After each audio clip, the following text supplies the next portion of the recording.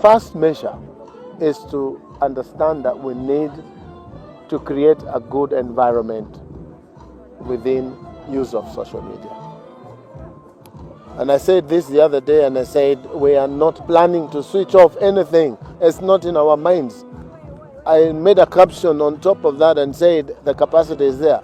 Of course, the capacity is there in case we have situations of national security. For example, you know what happened to Rwanda when the radios were used for genocide purposes. If that happens, we'll switch them off. But we have no other situation where we have thought of doing it. Why can't it be self-regulating? So that we have a discussion in Kenya and say, let's create a good environment within these platforms.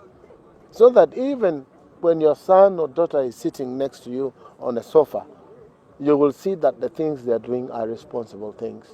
We have to discuss ourselves. And this is where I said in the ministry, I will be opening portals for public engagement.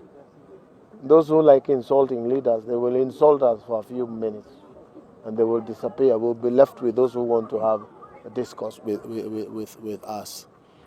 The laws are there, you know, misuse of computer and cybercrime, it's there. If you are angered by anything that has been put there and you think it is part of a crime, report the crime. That's what we do.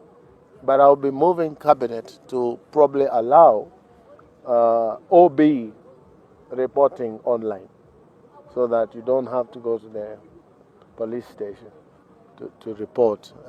That is in my mind.